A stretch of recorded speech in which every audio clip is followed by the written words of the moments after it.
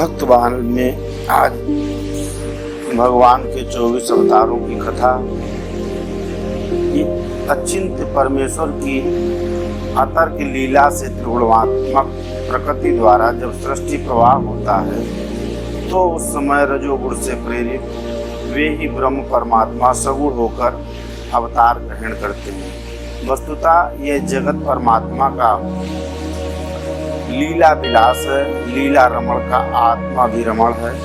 इसलिए भगवान अपनी लीला को चिन्मय बनाने के लिए अपने ही द्वारा निर्मित जगत में अंतर्यामी रूप से स्वयं प्रविष्ट हो जाते हैं।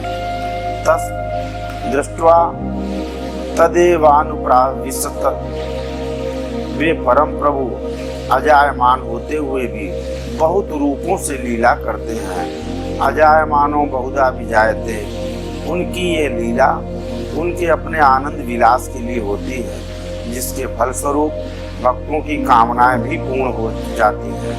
भगवान का अपने नित्य धाम से पृथ्वी पर लीला अवतरण की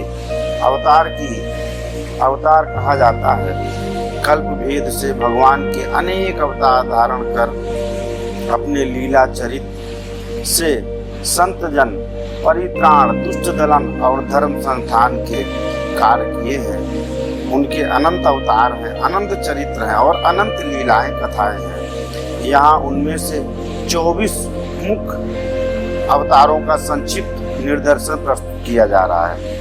पहला है मत्स्य अवतार।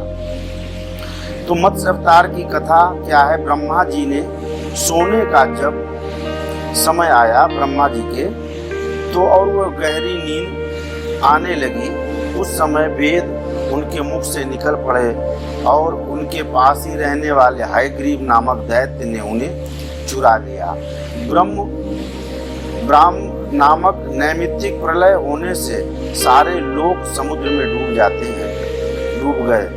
श्री हरि ने हयग्रीव की चेष्टा जान ली और वेदों का उद्धार करने के लिए मत्स्य अवतार ग्रहण किया। द्रविड़ देश के राजर्षि सत्यव्रत बड़े भगवत परायण थे। वे मलय पर्वत के एक शिखर पर केवल जल पीकर तपस्या कर रहे थे। वे ही वर्तमान महाकल्प में वैवस्य मनु के हुए हैं। एक दिन कृतमाला नदी में तर्पण करते समय उनकी अंजलि में एक छोटी सी मछली आ गई। उन्होंने उसे जल के साथ फिर नदी में छोड़ दिया। उसने बड़ी प्रार्थना की कि मुझे जल जंतु खा लेंगे, मेरी रक्षा कीजिए। राजा ने उसे जल पात्र में डाल लिया। वह इतनी बड़ी कि कमंडलू में स्थान न रहा। तब राजा ने उसे एक बड़े मटके में रख दिए। 2 घड़ी में वह 3 हाथ की हो गई।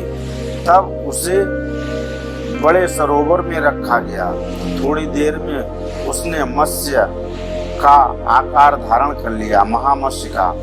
जिस किसी जलाशय में रखते उसी से वह बड़ी हो जाती। तब राजा ने उसे समुद्र में छोड़ दिया। उसने बड़ी करुणा से कहा, राजन, आप मुझको इसमें न छोड़ें, मेरी रक्षा कीजिए। तब उन्होंने प्रश्न किया, मत्स्य रूप धारण करके मुझको मोहित करने वाले आप कौन हैं? आपने एक ही दिन में 400 कोस के विस्तार का सरोवर घेर लिया। आप अवश्य ही सर्वशक्तिमान, सर्वांतर्यामी, अविनाशी श्री हरि हैं। आपने यह रूप किस उद्देश्य से ग्रहण किया? तब भगवान ने कहा, आज से 7वें दिन तीनों लोग प्रलयकालीन समुद्र में डूब जाएंगे। तब मेरी प्रेरणा से एक बड़ी भारी नाव तुम्हारे पास आएगी। उस समय तुम समस्त प्राणियों के सूक्ष्म शरीरों को लेकर सप्तऋषियों के समेत उस पर चढ़ जाना और समस्त औषधियों और बीजों को साथ रख लेना। जब तक ब्रह्मा की रात्रि रहेगी तब तक मैं तुम्हारी नौका को लिए समुद्र में विहार करूंगा और तुम्हारे प्रश्नों का उत्तर दूंगा। यह कहकर मत्स्य भगवान अंतर ध्यान हो गए। प्रलय काल में वैसा ही हुआ जैसा भगवान ने कहा था। भगवान मत्स्य प्रकट हुए। उनका शरीर सोने के समान दैदीप्यमान था और शरीर का विस्तार 4 लाख कोस का था। शरीर में एक बड़ा भारी सींग भी था। वह नाव वासुकी नाग से सींग में बांध दी गई। सत्यव्रत जी ने भगवान की स्तुति की। भगवान ने प्रसन्न होकर उन्हें अपने संपूर्ण शरीर स्वरूप का रहस्य और ब्रह्म तत्व का उपदेश दिया, जो मत्स्य पुराण में है। ब्रह्मा की नींद टूटने पर भगवान ने हयग्रीव को मारकर श्रुतियां ब्रह्मा जी को लौटा दी। इस श्रीमद् भागवत में आता है, समुद्र का एक पुत्र शंख था। उसने देवताओं को परास्त करके उनको स्वर्ग से निकाल दिया। सब लोकपाल के अधिकार छीन लिए। देवता मेरुगिरी की कंदराओं में जा चुके। शत्रु के अधीन न हुए। तब दैत्य ने सोचा कि देवता वेद मंत्रों के बल से प्रबल प्रतीत होते हैं, अतः मैं वेदों का अपहरण करूंगा। ऐसा निश्चय करके वह वेदों को हर लाया। ब्रह्मा जी कार्तिकी प्रबोधिनी एकादशी का भगवान की शरण गए। भगवान ने आश्वासन दिया और मछली के समान रूप धारण कर आकाश से वे विंध्य पर्वत निवासी कश्यप मुनि की अंजलि में गिरे। मुनि ने करुणावश उसे क्रमशः कमंडलू, कूप, सरिता आदि अनेक स्थानों में रखते हुए अंत में समुद्र में डाल दिया। वहां भी वह बढ़कर विशालकाय हो गया। तदनंतर उन मत्स्य रूपधारी भगवान ने शंखासुर का वध किया और विष्णु रूप से उसे हाथ में लिए वे बद्री वन में गए। वहां संपूर्ण ऋषियों को बुलाकर आदेश दिया कि जल के भीतर बिखरे हुए वेदों की खोज करो और रहस्य सहित उनका पता लगाकर शीघ्र ही ले आओ। तब तेज और बल के संपन्न समस्त मुनियों ने यज्ञ और बीज सहित वेद मंत्रों का उद्धार किया। जिस वेद के जितने मंत्रों को जिस ऋषि ने उपलब्ध किया वही उतने भाग का तब से ऋषि माना जाने लगा। ब्रह्मा समेत सब ऋषियों ने आकर प्राप्त किए हुए वेदों को भगवान को अर्पण कर दिया।